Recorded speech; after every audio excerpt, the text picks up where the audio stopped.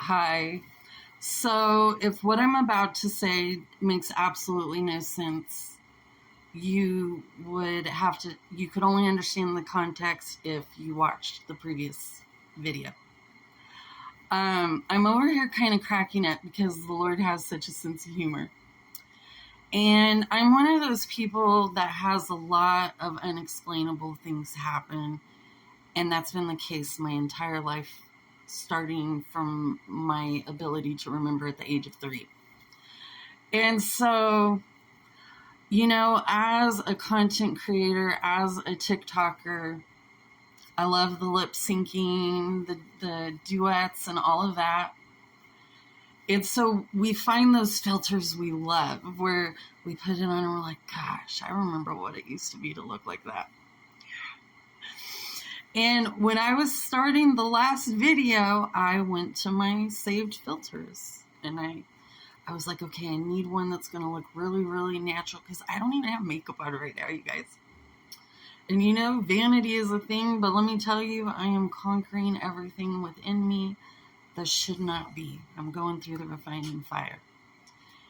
And so I knew I'm a talker. And so I had put it on 10 minutes. I promise I put it on 10 minutes. And I put the filter I like and I go to record and it only gave me 15 seconds. And this happened 2 times. I'm like, what the heck? So I'm thinking, oh, okay, I'll just use those 3 little dots over on the side to just give it a, or I was thinking at the end of the video I could go add, edit that way. So I make the video, and right before this, I go to the 3 little dots. Oh, no, that was my realization. No, hold on. I went to try to edit it. It wasn't letting, it did the 15th. My memory, you guys, is so bad. Anywho, it wasn't working.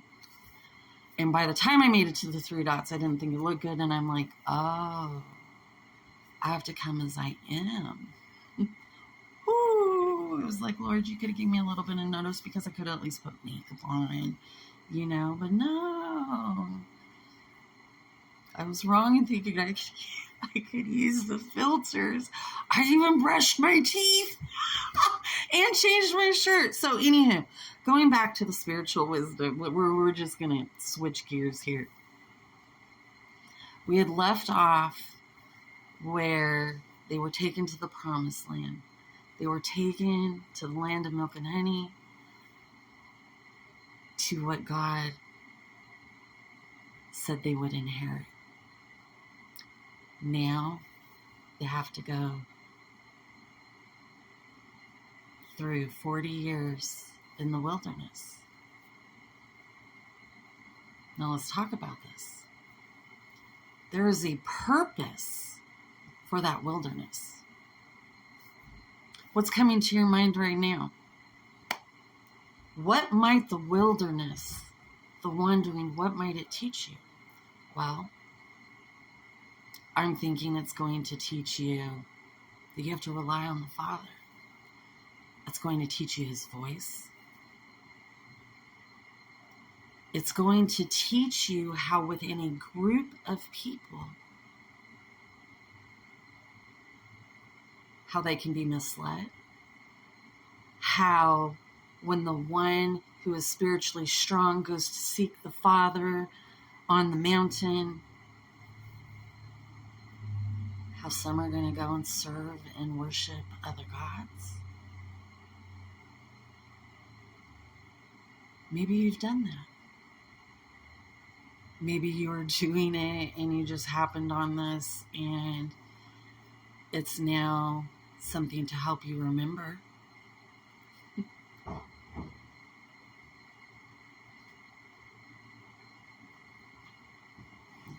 And so, sorry, real life again. I'm recording, Junior. So then it teaches you, for every single person, it's different. What is it teaching you? You see, because that's what this is really about. The word is not just for you to read and have these facts that you can go and engage in conversation or show someone you've actually read it and you now possess this literal knowledge. How are you applying it to your life? What is it teaching you? The divorce you're going through, the affair you're dealing with, the drugs you just returned to today. What is going through all of this teaching you? Because if you are handling it, I'm sorry, Junior, right now this cannot happen. Please go out of the room. I am actively recording. So then,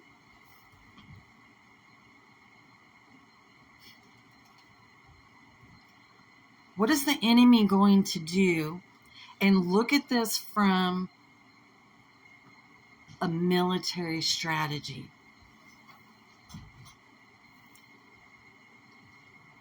He knows it's meant to transform you.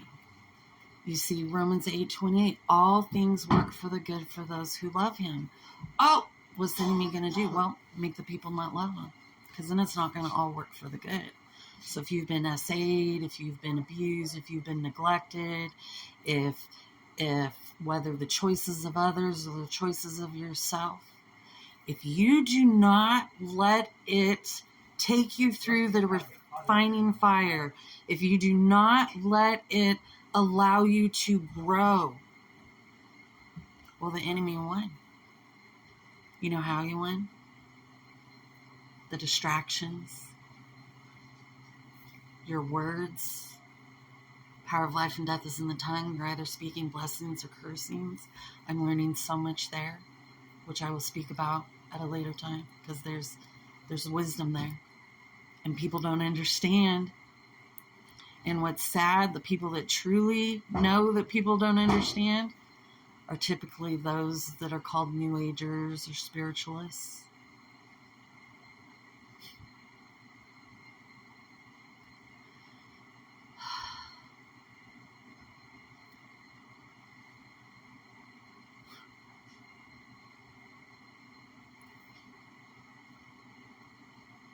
There's so many things you go through in the wilderness.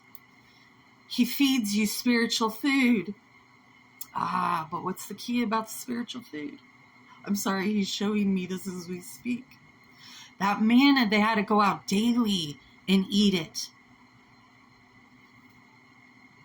They had to take the right portion, or what was too much became wow.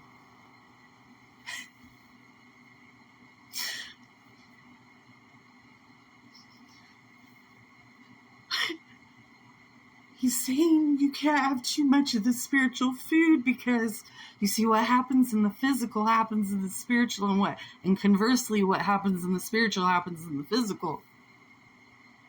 So let's look at the physical with digesting food. I'm sorry, I get like this, and this is happening now. If you overeat physically, what's going to happen to your gut health? It's going to put the system out of whack. Why is he going to prevent you from eating too much spiritual food? You want to know why? Because you got to digest it. If you don't, you overeat, you have a chance of regurgitating it. You're not going to retain it.